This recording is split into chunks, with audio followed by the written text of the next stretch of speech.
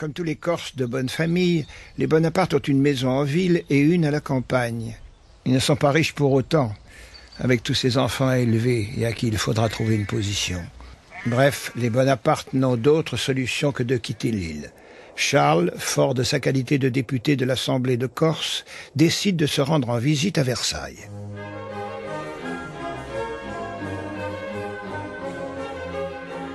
On n'a rien vu quand on n'a pas vu la pompe de Versailles.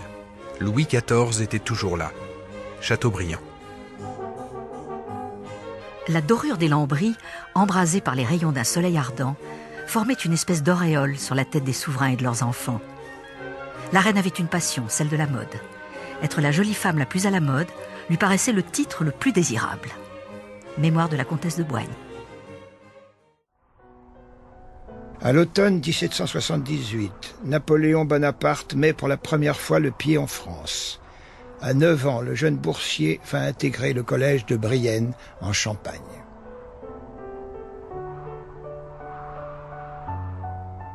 Il y passera 5 ans, enfermé entre ces murs tristes, sans congé ni visite des siens. Bonaparte était en général peu aimé de ses condisciples. Il les fréquentait peu et prenait rarement part à leurs jeux.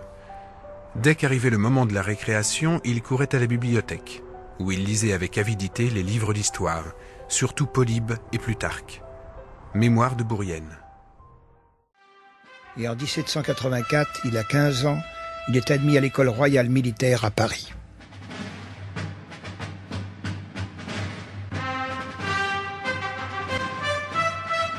Inauguré quelques années plus tôt, cet établissement accueille les meilleurs élèves des 12 collèges militaires de province, tels que Brienne. Les jeunes nobles, souvent désargentés, qui y sont admis, sont destinés à former les cadres de l'armée royale, au même titre que les fils de grandes familles. Et cela se manifeste dans le traitement qui leur est accordé. Le jeune Bonaparte est toujours aussi ombrageux et solitaire, mais ses talents évidents n'échapperont pas à certains de ses professeurs. Ce jeune homme ira loin s'il est favorisé par les circonstances. Un professeur de l'école militaire cité par Stendhal.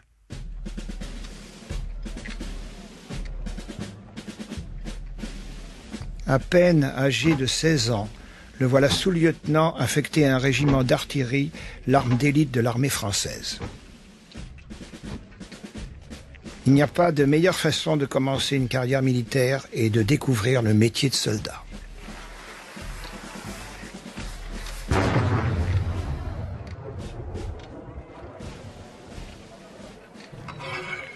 Il apprend à fondre des canons, à façonner des affûts d'artillerie, à remplacer n'importe quel artilleur. Très vite, on va s'apercevoir que sur le terrain, c'est un officier très efficace. En même temps que ses travaux pratiques, il y a également de solides et éclectiques lectures. Il lit beaucoup d'histoire, beaucoup de mémoire militaire, du droit. Il lit un peu de science.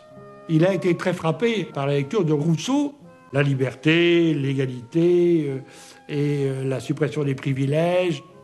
Il est en train, à ce moment-là, vraiment de se découvrir lui-même. Mais pour un petit officier corse, qu'est-ce qu'égalité veut dire? Avenir, réussite, ascension sociale, ce ne sont que des mots à cette époque-là. Les postes supérieurs sont réservés aux grands nobles, aux princes du sang, aux nobles de haute famille, alors que Napoléon vient d'une petite noblesse, d'une petite famille finalement, d'une noblesse pauvre. Puisque la carrière militaire ne peut lui offrir de quoi satisfaire ses vastes ambitions, il décide d'écrire. Il deviendra célèbre grâce à sa plume. Il en voulait beaucoup à ce système politique de le condamner à rêver. Il ne pouvait que rêver à un destin, il ne pouvait qu'écrire des romans. Il aurait voulu que ces romans deviennent sa vie, et ce n'était pas possible dans le système ancien. Il reste de ses écrits quelques essais historiques, dont une histoire de Corse et des ébauches de romans et de contes. Il se sait, il se pense, il se croit capable de grandes choses, appelé peut-être à un grand destin. Mais comment le croire dans la situation où il se trouve à l'heure actuelle? Il s'ennuie à mourir. Il s'ennuie à mourir. La Révolution va se charger de dissiper cette mélancolie.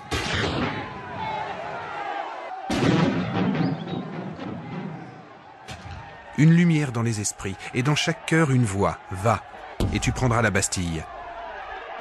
Cela était impossible, insensé, étrange à dire, et tous le crurent néanmoins, et cela se fit. Michelet, Histoire de la Révolution. Bientôt, l'Assemblée nationale vibre à l'unisson de Paris. Dans la nuit du 4 août, les privilèges de la noblesse et du clergé sont abolis. Rien n'arrêtera plus la marche de la Révolution.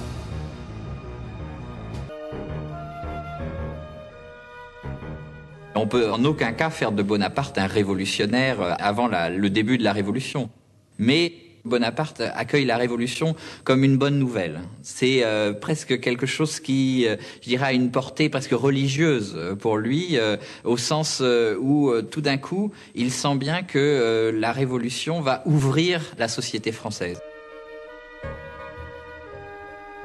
L'abolition des privilèges, le fait que la société française ne va plus connaître ces hiérarchies, toutes ces cascades de mépris et dont a beaucoup souffert le jeune Napoléon dans sa jeunesse. Bonaparte était un jeune homme de son temps et avoir 20 ans en 1789, c'est quelque chose d'extrêmement important. Ça marque aussi bien une destinée individuelle qu'une destinée collective.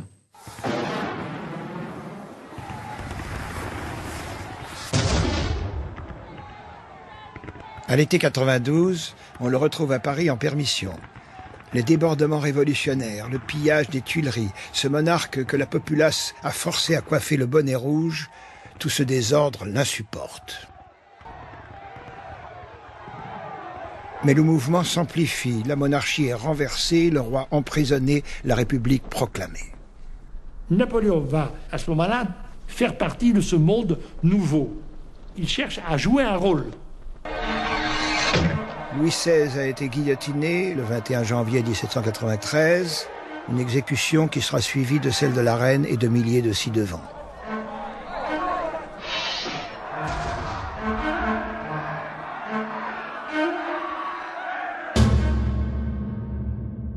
La patrie est en danger, proclame Robespierre, qui par ses discours à la Convention et au Club des Jacobins radicalise le mouvement révolutionnaire et impose la terreur.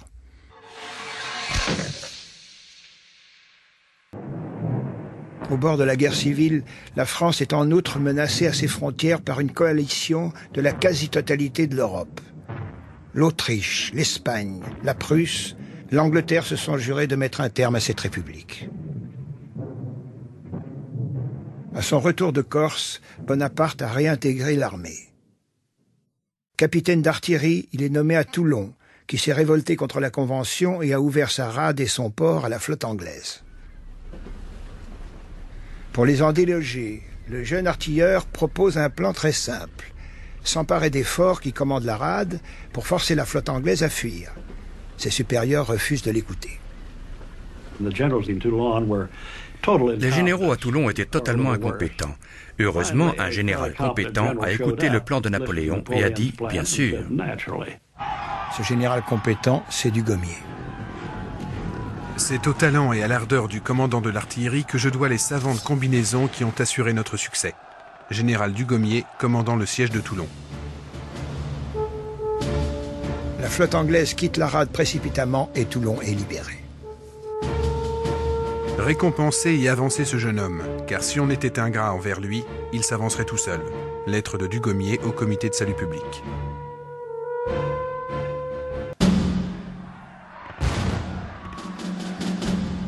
Mais la République est toujours en danger, à l'intérieur comme aux frontières.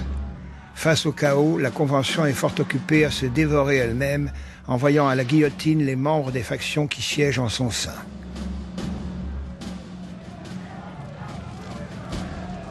La machine s'emballe. Robespierre agit de plus en plus en maître absolu et aggrave la terreur par la loi du 22 prairial.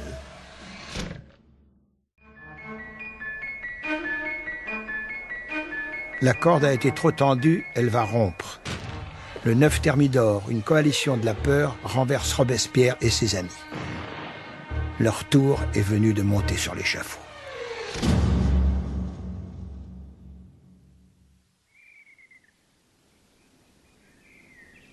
Un an plus tard, au printemps 1795, on retrouve Bonaparte à Paris. C'est un jeune homme curieux et désargenté qui observe le spectacle de la capitale.